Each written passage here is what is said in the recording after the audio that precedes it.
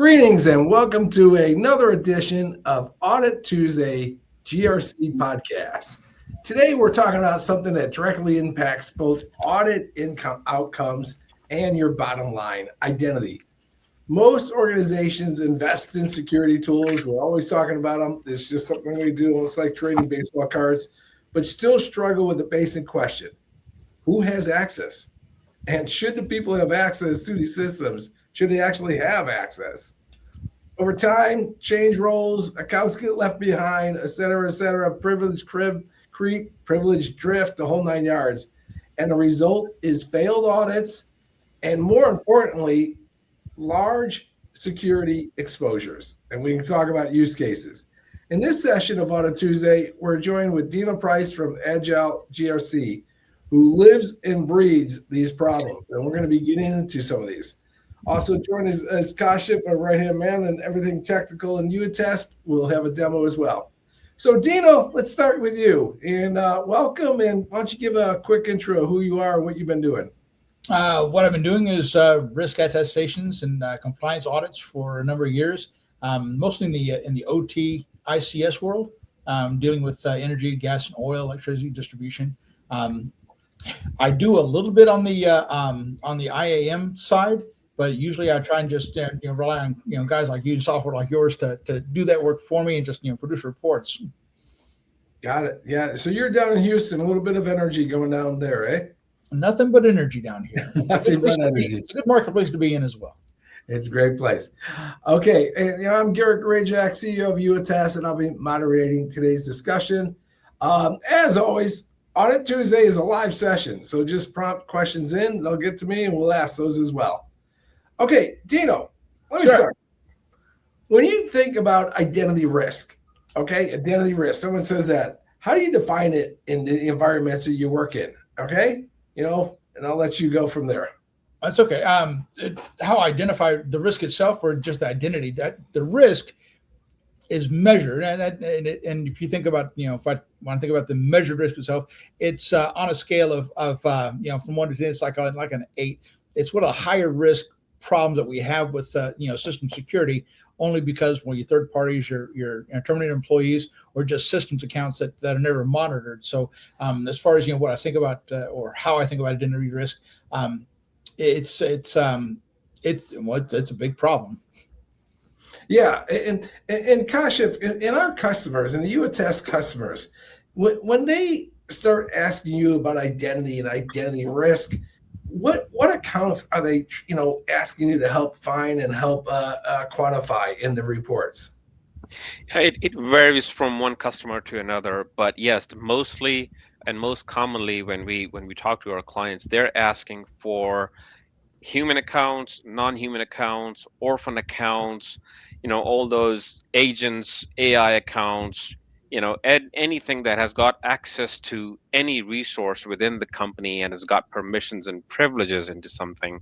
That's what they need to pull in and review their access level, their privileges and permissions, and whether they should be there at the first place. Yeah. I mean, basically the principle of least privilege. They should, here's a resource to people actually need to have access to this and keep that monitored and keep those reviewed. All right, Dino, from your experience, what's the most common blind spot these enterprises have in their identity layer? In order of appearance, the first one is the system accounts themselves, because nobody ever monitors the systems accounts.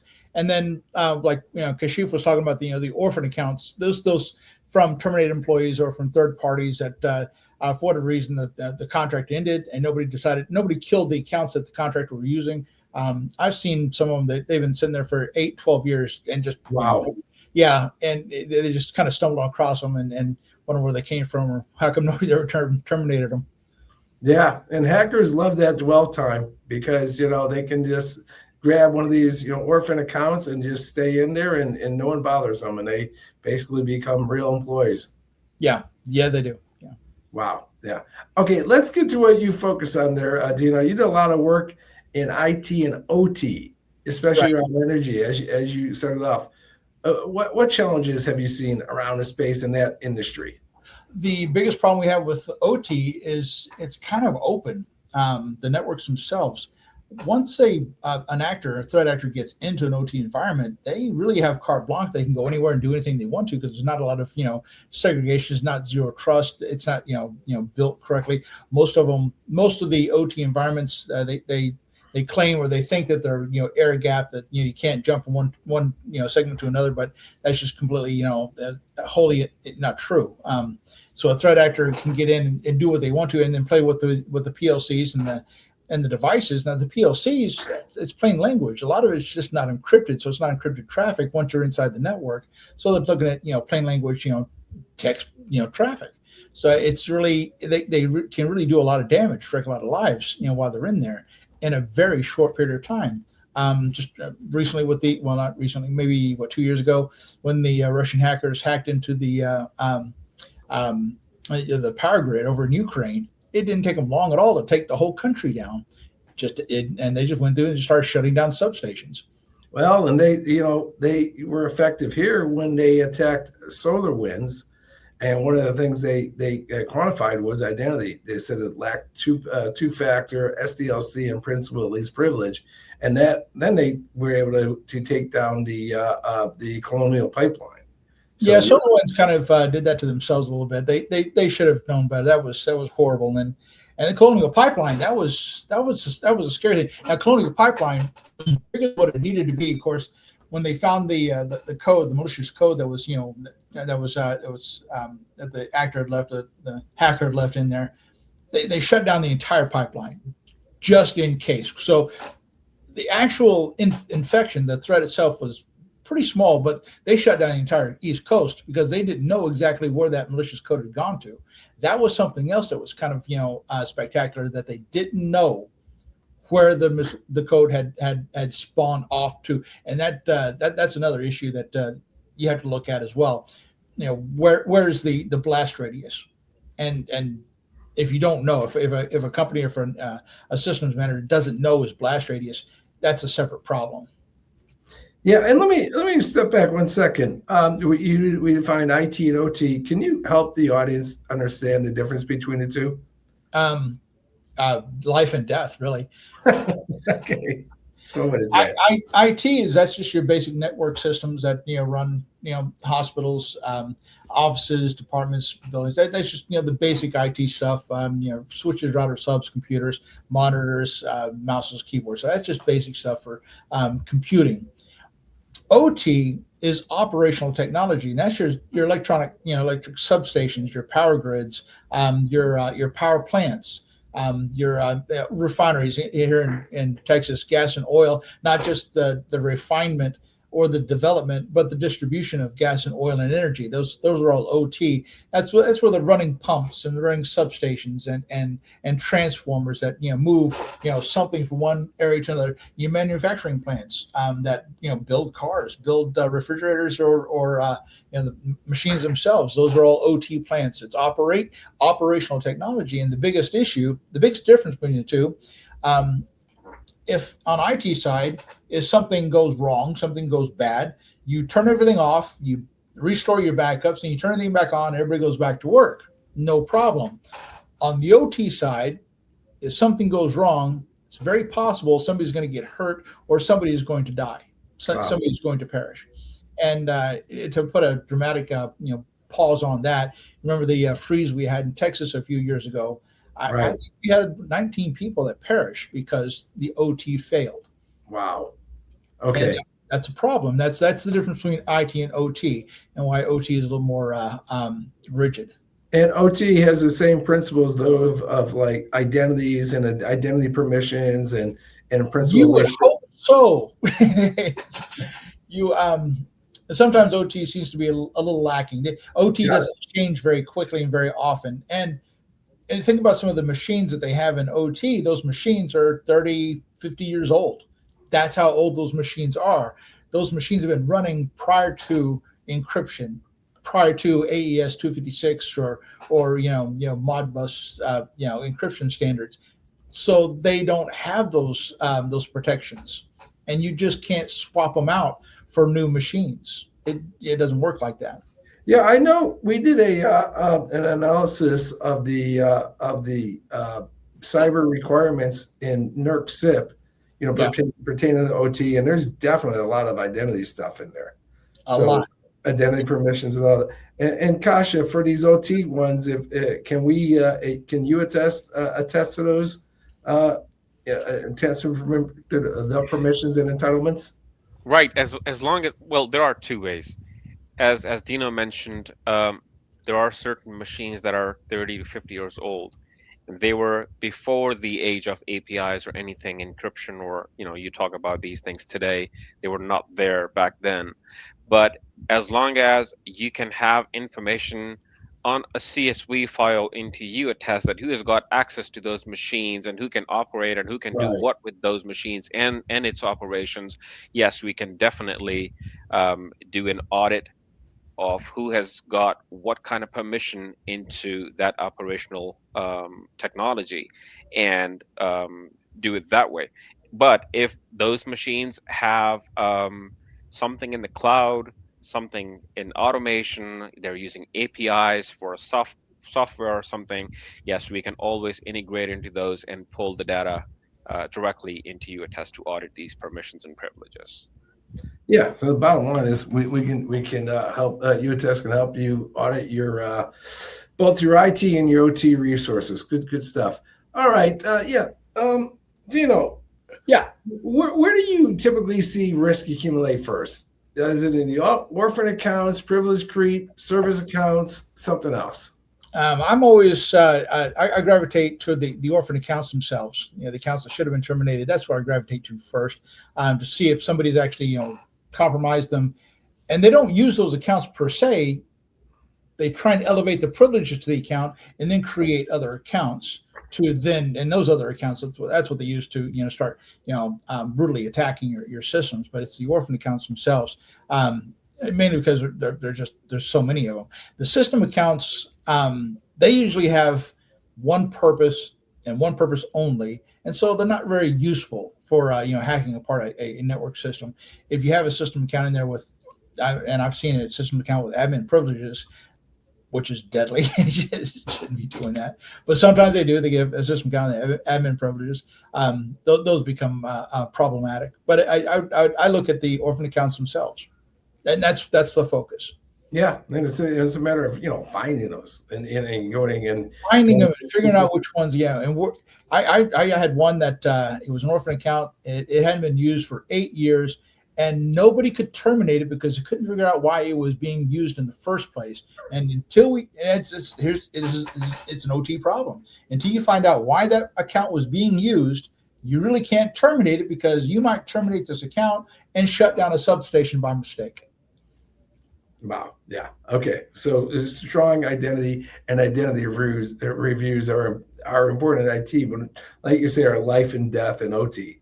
Yeah, exactly. Yeah, and you show those. You just can't start them back up. You just don't reboot those things. And why don't you explain to the audience what identity drift is? Because it seems to be a natural state of identities. People get moved around. They get promoted, demoted, or terminated, whatever. But when it happens a lot in the IT world itself, not exactly just in the employment pool, but in the IT guys, they need permissions, they need special access to something, and they get the access to do whatever they're going to do, but they never get the access revoked when they're finished with their job.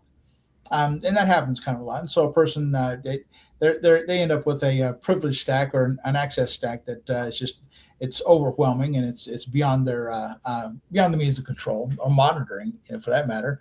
They have no idea what they have permissions for. Yeah. So Kasha, if I put you on the spot, so UAttest does, we've done like 4.7 million of these user access reviews. 4.7 million? Are you kidding me? No, that's really a true number. Yeah. That's what people do. They take this product, they run it through all their systems. As Kasha said, any system they got, they run it through. No wonder Kasha looks so old. I was wondering about that. We're both only 25. Yeah. So there you go. Yeah, he's got the wheel. He's cranking that thing. So Kasha, what does a user access review do to help you identify an orphan account? and do that. You can take it from there. Right. So we have something that we are also working on, but there is something in the product as of today as well. We have a report that when you first start using the product, before you even start creating official audits, you can run a report by comparing, for example, you compare the HR feed to what you have in your IAM, Oh, right? nice. Yeah. So when you do that, you are basically trying to, you don't know what you're going to see as a result of this report, but you're trying to clean up your identities by finding out if you have the same users in your HR feed that are there in your IAM. But if that's not the case, then the difference it gives you in the report are your orphan accounts that either they're not present in your HR or they're not there in your IAM. So Nice. once you compare the two resources, the two platforms, the two identity sources of truth, you get to know where your orphan identities are. And by the way, orphan identities they're not limited to the people who have left the organization. Orphan accounts could be the ones, um, for example, identities, just like Dino mentioned, somebody created permission in a certain role and they did not revoke that permission for 90 days, 160 days, or whatever. It's just sitting there, or right? ever. For anyone, it's sitting there forever.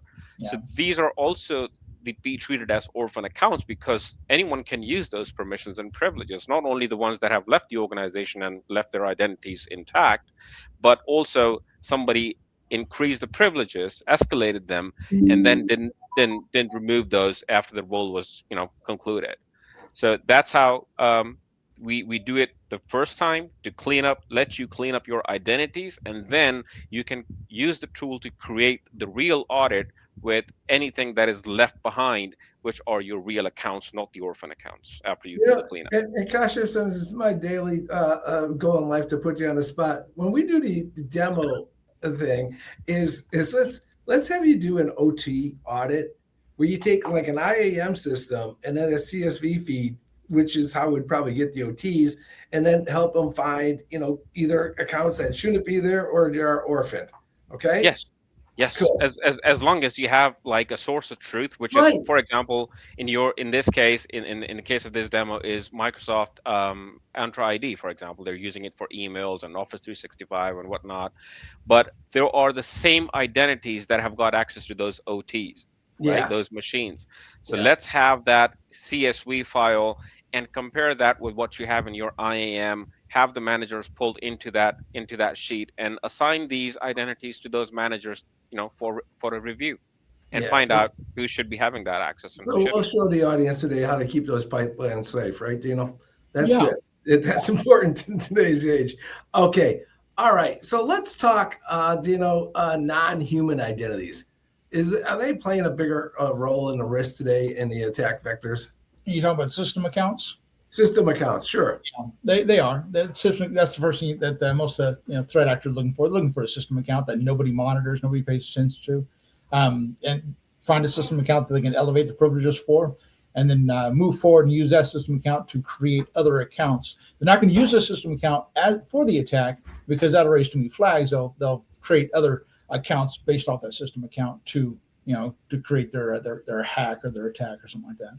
Yeah, and what we're seeing too is now you have all these AI agents, and basically what permissions were they given? And they're given permissions via standard identities. It's not like they're recreating the wheel. The AI is new, but how they're actually able to execute, what data they can see, what data they can expert, what segments they're in. That's all just standard identities, and they have to be checked. Yeah, and if I'm not mistaken, AI is you can give the AI agentic authority to create identities for themselves. So There the you go. AI is creating more accounts. The permission to create an identity is just a role. So yes, if you're giving that thing admin roles and it has the abilities, there you go. So yeah, and we have that too. I'm not sure we'll know that today, but we can get into it. All right, let's go into the. I want to say a fair amount of the things. So a lot of the stuff, we've been talking falls under the concept of GRC, governance, risk, and compliance, right? Where an extra set of eyes is put on the operational team to help them, identify these orphan accounts, identify these risks, identify the risks. Do you see GRC becoming more complex, and then as it comes more complex, being more outsourced in the world? No, it is, and it should be. There's just no possible way that a company can manage every aspect of GRC inside of a in-house department, in-house office. There's not enough resources for that. A GRC department, they're going to have 8 to 12 vendors that vend the program for them to make it feasible, make it possible. There's just too much, right? It's just too complex, and that's actually a good thing. Okay. The more eyes you have, the more legs you have on the or I guess feet on the ground, the better you get, and the more ground you can cover. Yeah, because it makes sense, because we're a GRC tool, and we'd be seen to be now being absorbed and utilized by MSSPs, managed security service providers, who offer services to MSPs and to direct enterprises. So that seemed to make sense. Yeah. It does make sense, and it's cheaper as well. I mean, I could, a company could use a tool like yours for a fraction of the cost it's going to be to stand up, one or two other, persons that it will require to do the monitoring and constant auditing, and then the constant cleanup. Given that you are given the authority to do the cleanup itself, but not just the identity, the alert. Yeah, and I don't want to pigeonhole your services or even the industry to just energy and IT. You have a HITRUST certification as well. Can you tell the audience what that is and why it's relevant? HITRUST is the way I can explain it. It's like FedRAMP for hospitals. Okay. And it's just as large, just as cumbersome as a FedRAMP audit would be, but it's really tiered toward a hospital setting, a medical setting. There's an identity compliance in that as well, right? Oh yeah, and it's just as in fact it's just as cumbersome, just as problematic as anywhere else. Yeah, because they're accessing PHI, personal healthcare information, so they have to follow both HITRUST and then also HIPAA, correct? Right. And your identities flow from across, not just one organization, but across organizations, because a hospital, really has, contractual relationships with several hospitals, several entities that it just flows everywhere. You go to a hospital to get one thing done, but your records and your data is transferred to 15 other hospitals and doctors and specialists, maybe across the state, not the country, to provide treatment for you. Right. Okay. Great. All right. One more topic before we jump into. There's, we've been talking about identities, we've been talking to certifications, NERC, HIPAA, HITRUST, et cetera. There's also another exposure that identities, the concept of file shares through wonderful things like Teams, OneDrive, and SharePoint. Yeah. Do you see risk in these as well that, a governance practice should be monitoring? It should be. The biggest problem with most of those, file shares and Teams, the biggest problem is lack of a DLP, not just, IAM, identity access, but DLP. We have data loss protection. Data loss protection, that's another subset, that's another specialty that requires another person to manage or to set it up correctly. Most people try to set it up in-house, and they just don't do it correctly, and it never works. And they can't figure out why their data keeps, leaking out. They keep losing their data because their DLP hasn't been set up correctly. And the DLP itself is it relies on the AIM to identify who has access and privileges to what documents or what data, who can transfer data from point A to point B for what period of time, and when that's going to be revoked. When data is going to be data expires, has to be terminated. Yeah, we recently added in. We took our Entra ID agent, and then what we did is added with API calls into Teams, Share, and OneDrive the ability to see what has been shared and for how long and what permissions. No kidding. So, I think that's probably pretty relevant to the markets we've been talking to. Yes. That's got to be huge. Yeah, it is. Well, maybe show some of that. Okay, why don't we jump into a demo, Kashyap? We started the call, down on the Houston-based energy and OT. Why don't we show how you can connect into, something like Entra ID and then do a review of an OT through using our what we call the siloed resource. Sure. And look at Let's that. do that. We got the live up, and good. And you got a dashboard. Look at that thing. Look at that. Right. Pretty. So that's the UTest dashboard. I hope everyone can see that. We see it Okay. real All right. fine. Yeah. Right. All right. So I'm going to cover or touch a couple of things, not a couple of things, more than a couple of things, a little bit, just to explain how UTest works, and try to cover most of these functionalities in a limited time. Let's start with the integration process. So what we do primarily is any customer that comes on board or is willing to come on board is using some kind of identity platform these days. If not, even if they're using on-premise AD, or maybe a hybrid system where they have something in on-premise and something else in the cloud. In this case, you can have Okta, you can have Entra ID or Jump Cloud or Ping One, you name it. Any IAM system out there, we integrate with that, and we pull the metadata directly into UAtest. By that, I mean we pull the entitlements, the user profile attributes, who their managers are, what kind of permissions and roles do they have, what is assigned to them.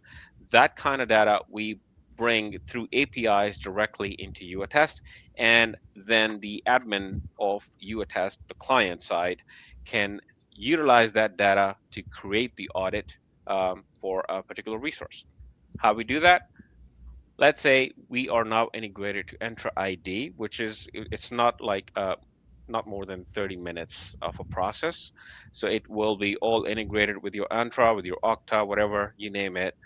And once it's done, it will give you these use cases where you can create application audits, you can create group audits to see who are the members of these groups that you're targeting, or who can have access to these applications that you're targeting.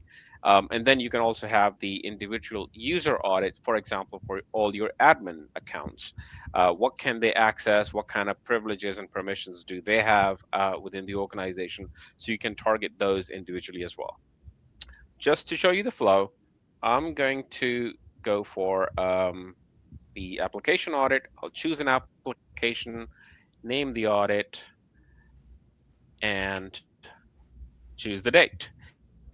By the way, this is the date, the timeline. You are going to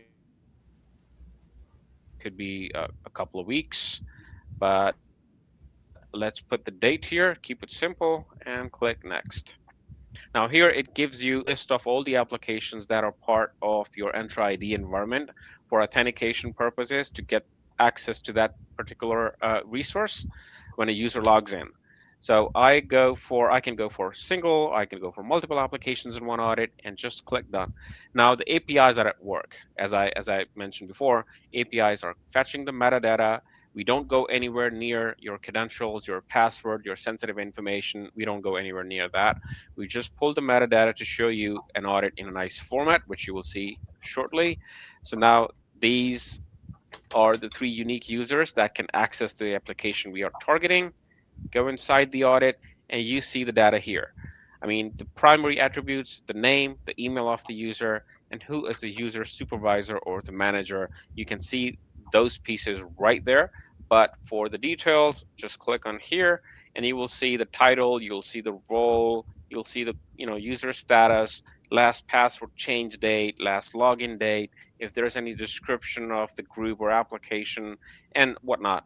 You can pull anything that is part of a user profile from within the IAM. Once you have that, it's just one step for the admin to either auto delegate, because it will utilize the information you have here, which is the manager and the application owner, right? And it will ask you, who do you want to delegate it out to? And pretty easily you can decide between the two entities you have, the manager and the application owner.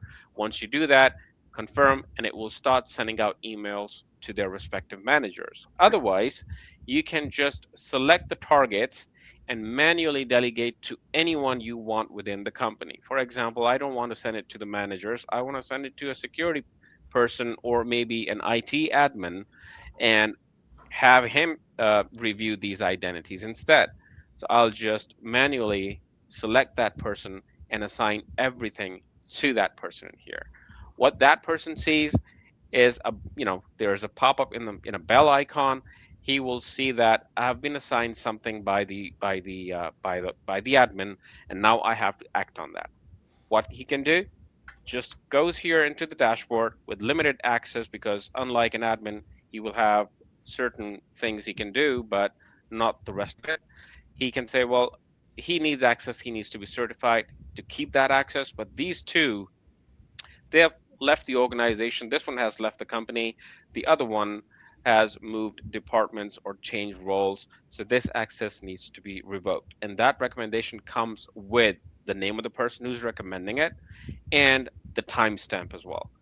Plus, they can enter a comment to justify their recommendation, why they think their access should be revoked, because he has left the company, or because he has changed departments, or he no longer needs that permission or that access. You add that and it goes into the final evidence as well. That's all a reviewer has to do. And when I show you my admin console, I refresh, I would see all the managers have decided what to do with these identities that I assigned to them. Now, it's up to me if my APIs during the integration phase, if the APIs permit me to write these revocations directly into the IAM, I can execute those easily. Otherwise, I can download the report and hand that report over to my help desk, my IT desk, to the service desk, and have these removed manually. Either way, you have taken care of your identities, your orphan accounts, your anything that has got access and they shouldn't have access in the first place. You just took care of that, because this report gives you the whole audit trail, which at the same time you can also present to the auditors as final evidence of the audit. Now, that was the part which was as a result of direct integration into your IAM. What if you have resources, and just like Dina mentioned, if you have OT, your operational technology, and those machines they need to be audited as well in terms of who can access them and what kind of access do they have. You don't have those machines as part of your Entra ID, for example. They're in their own silos. As long as you can export out the details from those machines about the users that can access those machines, we can ingest that information into UAttest. And instead of you dealing with the manual Excel sheet, you can upload it to UAttest, and we will create the audit out of that worksheet that you're using manually. And it's pretty simple, because if you talk about non-human identities, if you talk about human identities, if you talk about any resource that is not connected to your source of truth, CSV is the primary way our clients prefer, instead of like creating a separate connector into each machine, which is expensive as well, but it's not easy to manage at the same time. But if you want us to create those connectors into your resources, into your SaaS applications, we can always do that. But CSV is always the primary option for all our clients, and process is the same. You just go for the audit date, audit name, select the date. I'll just show you how it relates to um, Im- importing the user data into UAttest. And I'll just instead of the integration, I'll select CSV, and on the next screen you'll see how we do that. Choose that file, for example. I'll just keep it simple and choose any file from here. And here on the next page, it all happens here. You map everything that you have on your CSV file to what we have on our side of things, and the drop down gives you all the headers of the Excel file, the CSV file we just uploaded to UAttest. So once you map the headers, save the template, so that next time you come in, you only have to go into the template section, create, and all the information is populated. What you see at the end is this audit created from this Excel sheet. And it shows you all the identities in there with their emails, whatever headers you had in there, they are mapped to each of these columns, including the application name, what type of identity that is, whether it's a human identity or a non-human identity, if a department is there, if the manager role has been defined, you see everything in there. And it makes it even granular. If one person has more than one roles, you can go granular and just go use these checkboxes to say, well, I want to certify this role, but not the other one. And you can take care of those roles and those permissions and groups and applications in that way. So that was the third thing I want to cover in this, and briefly touch, is file sharing capability, where we have created a mechanism where you can audit your SharePoint, you can audit your OneDrive and Teams, and also not only the sites and libraries you have in your SharePoint, you can also audit who is sharing what internally to the external users, or via using an anonymous link. So once you have that information, for example, if I show you a pre-built audit, you will see that you have the site name, you have the library name, you will have the document name. And then when you go in there, you will have all the permissions and sharing information. Who was this file shared with? It was shared externally. It had no expiration date. That's a red flag. What kind of permission did they give to that external user? It was the right permission. This is a red flag as well, especially when a file that is being shared is of a sensitive and nature, or if it contains something confidential. So that gives you the granularity and visibility into the document sharing, who it was shared with. And just to end my demo, we are also now working on these file sharing capability, and to be able to revoke these file sharing if you think it was shared with somebody that was not supposed to have that access to the document. We will be able to revoke that access from that user directly. So that's what we're working on. If there are any questions from the that audience, was great we'll stuff. welcome it. So Dino, bring I'll back up on this thing. You saw we showed how to deal with the what do you call that, The data link. the OT, how to deal with the IT straight off, and then the file shares. Right. So yes, that was fantastic. Thank you. Really, I like that you're hooked into SharePoint like that and revoking access. Oh yeah. Taking action when you find there's a problem. That's kind of important. Usually, you find a problem, like, well, now you got to go to a committee to find a solution. Yeah. That's what we're dealing with. So Dino, why don't we wrap it up? Tell people how you can work with them and how they can contact you. Well, I'm doing risk assessments and attestations. That's what I'm doing, and involved in any kind of level of SOC or FedRAMP or CMMC. Getting people ready to go through their first attestation, or maybe the next round, the next level for CMMC. I'm down here in Houston. I'm easy to find on LinkedIn. Yeah. Dino Price. That's it. Yeah, risk assessments and helping you walk through your audits, right? Yes, sir. Yeah, and all day long. All day long. And we're at UAttest here, and just reach out at uattest.com or info@uattest.com, or ping me directly. Good stuff there, Dino. Enjoy the rest of your day. Thank you, Garrett. Nice to see you again. All the best. Bye.